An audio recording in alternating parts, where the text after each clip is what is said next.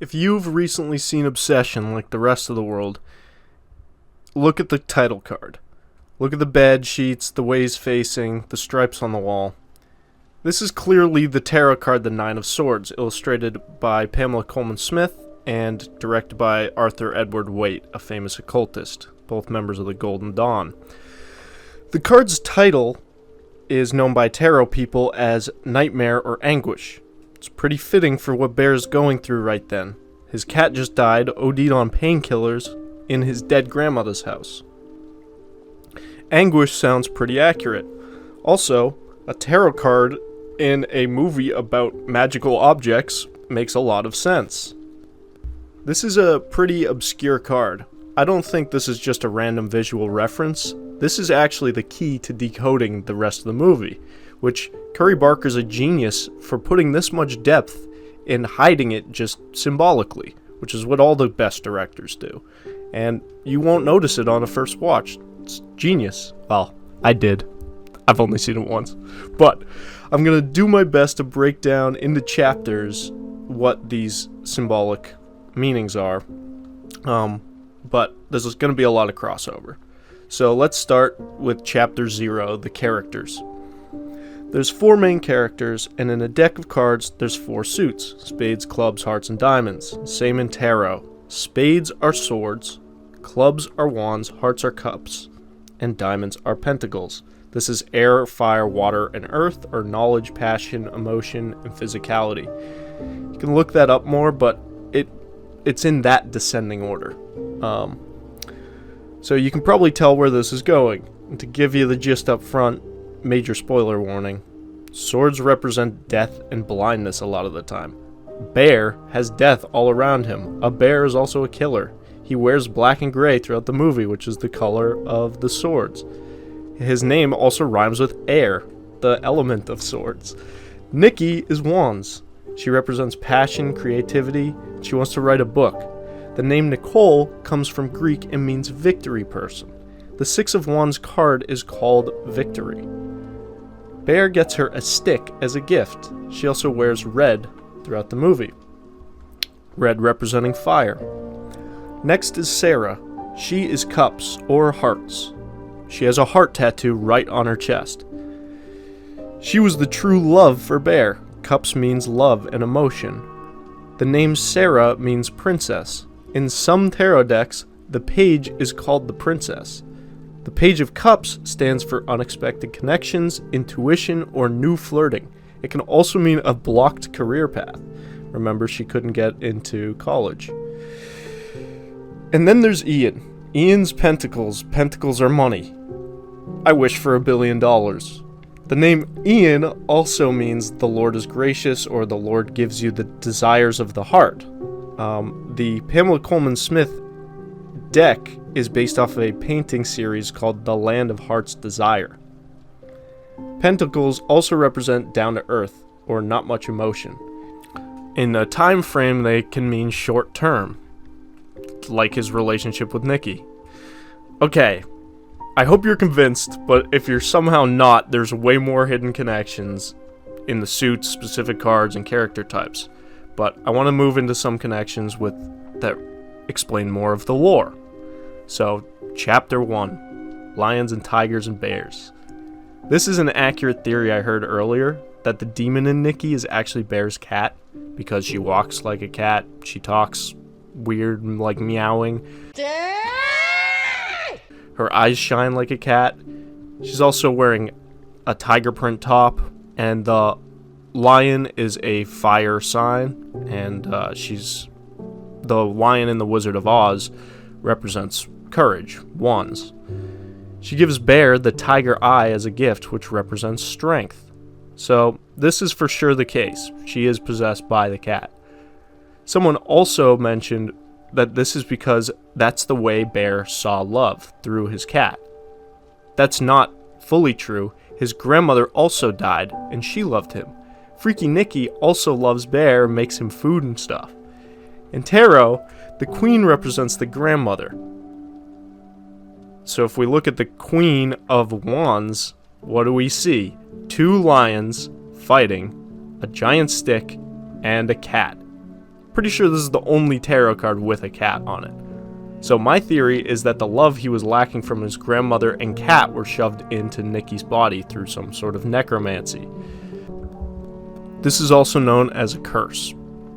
In tarot, a curse can be represented by a reversed card or an unnatural blockage. This card, the Hanged Man, represents making a sacrifice. And there's your willow tree once again. This is Bear, or what he's supposed to do. So yeah, the Queen of Wands upside down is our demon. It's two lions having a cat fight with a cat also inside Nikki's body. Remember the roses on the bed sheets? Here they are as Bear's grandmother's wallpaper. Also, here's Nikki gifting roses to Stella. Remember the name Stella, the cat. Chapter 2, we're going to go over the significance of the One-Wish Willow. The major arcana are a fifth set only appearing in tarot decks, not in regular decks. They represent ether.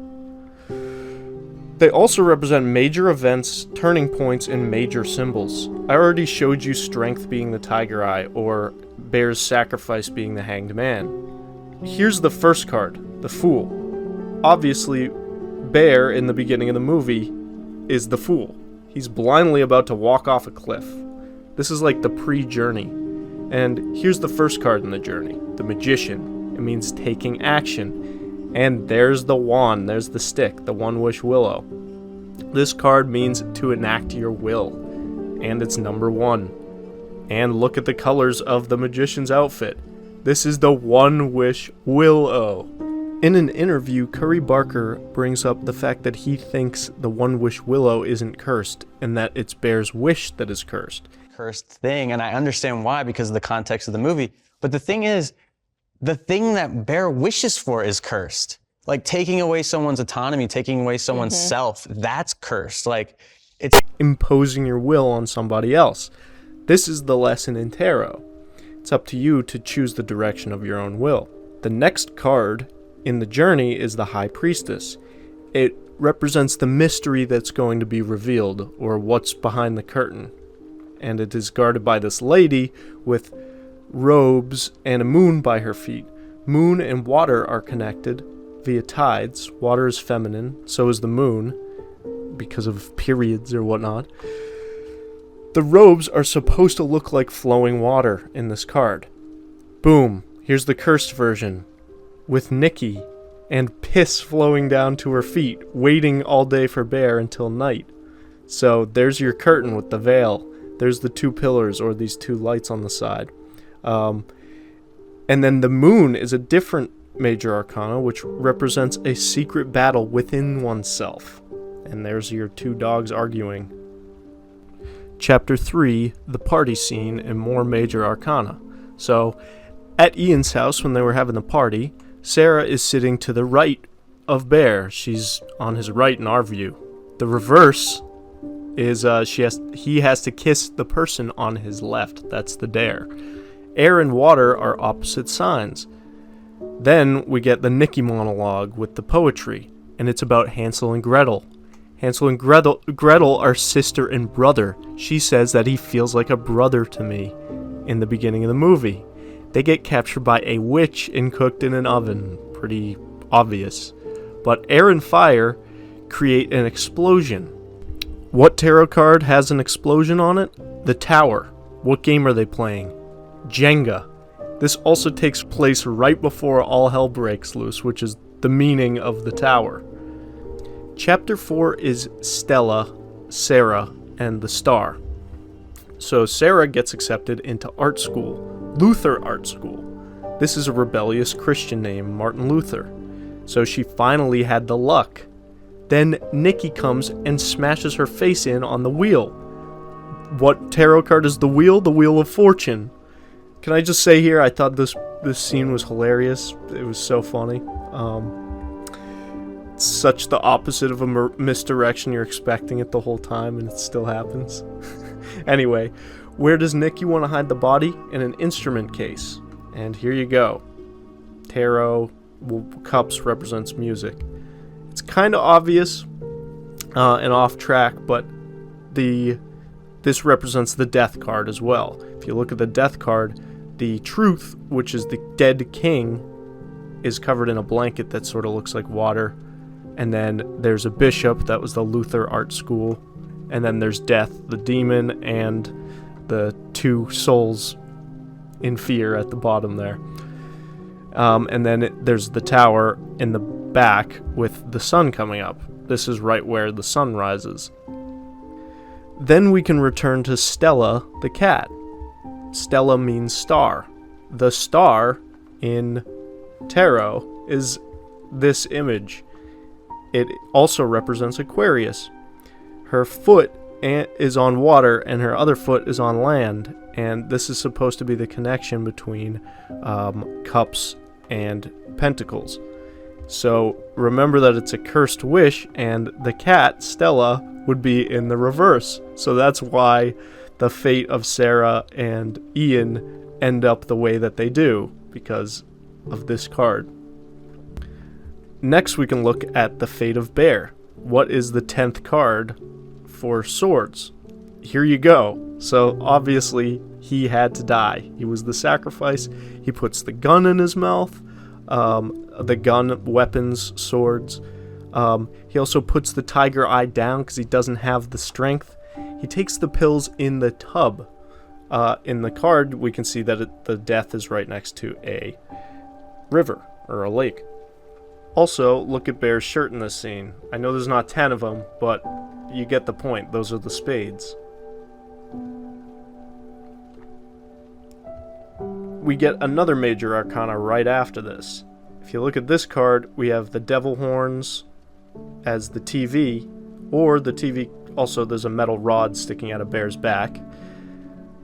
Then we have in the upper right, or left from our perspective, the packet of cigarettes. On the devil card, this is the seal of Saturn, and it also means vice, or being trapped in your vices.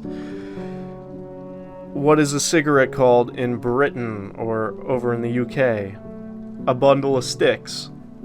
Sticks being the symbol for the one-wish willow, also for vice and fire, too.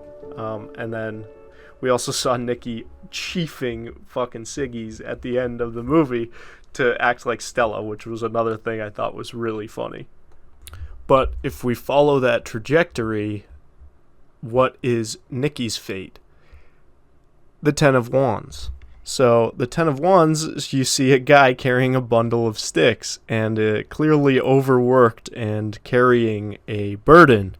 Nikki now has to live the rest of her life with all of her friends dead. So that's pretty much everything I could think of off the top of my head. I probably missed some stuff, but there's definitely way more. There's definitely way more. This is like just scratching the surface. So if you guys find any, let me know in the comments. Maybe I'll collect everything and make a part 2. But what a great way to make your movie iconic. These are icons. These are all icons. Tarot is about iconography. And, like, that's how you make an iconic movie. You build it out of straight iconography. Curry Barker is truly awesome. This movie is awesome. Everything about it's awesome. How it got made is awesome. Just the detail. It's awesome. It's great. Anyway, well, shameless plug here, but I have a sort of connected game about cards called Speed Poker SG on the App Store or Speed Poker on the Google Play Store. And I'm about to release a big update, so please go and download my game. It's free, there's no ads, and if you like poker or card games in general, I'm probably going to keep building on it. It's a lot of fun. It's what I do in my free time. So, yeah, go check that out, and thanks for watching.